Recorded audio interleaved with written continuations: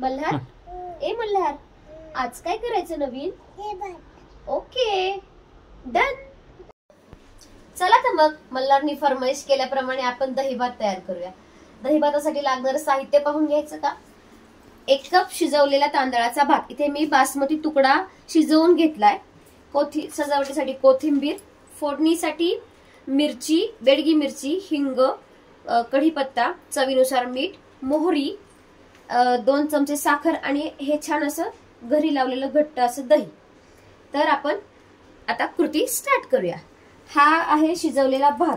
याच्यामध्ये मी हे आता दही मिक्स करतेय. हे दही आपण याच्यामध्ये घालून घेऊ.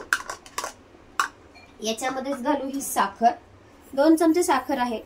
तुमच्या चवीनुसार तुम्ही गोड कमी जास्त करू शकता. आणि भात शिजवताना मी याच्यामध्ये मीठ घातले, त्याच्यामुळे मीठ थोडंसं बेताने. आणि हे सगळं मिक्स करून घेऊया.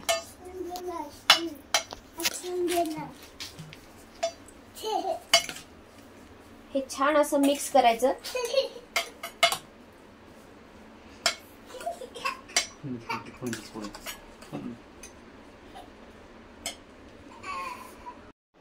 या भातामध्ये मी दही, साखर आणि मीठ अगदी व्यवस्थित मिक्स करून घेतलंय. आता आपण याच्यामध्ये फोडणी घालणार आहोत. फोडणी घालण्यासाठी मी इथे एका फोडणी पात्रात 1 चमचा तेल गरम करायला ठेवले. त्याच्यामध्ये तेल गरम झालं की आपण पहिल्यांदा घालू मोहरी.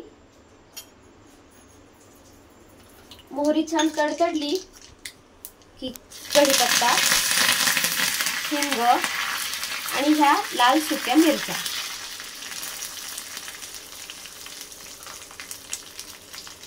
फोडणी छान अशी तडतडू द्यायची.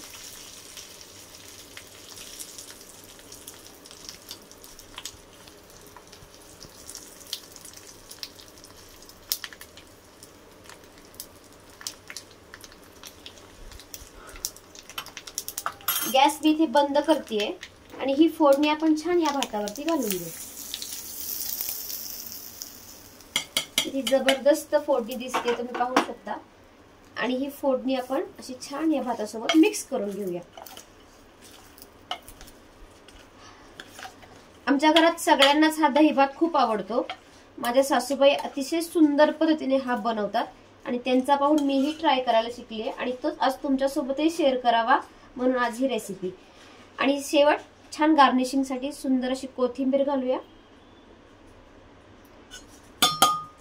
उन्हाळ्याच्या दुपारीच्या जेवणासाठी अगदी उत्तम पर्याय आहे हा दहीभात. चला तर मग आता हा दहीभात आपण छान असा सर्व करूया. इथे मी एक प्लेट घेतली आहे आणि त्याच्यामध्ये हा दहीभात असा सुंदर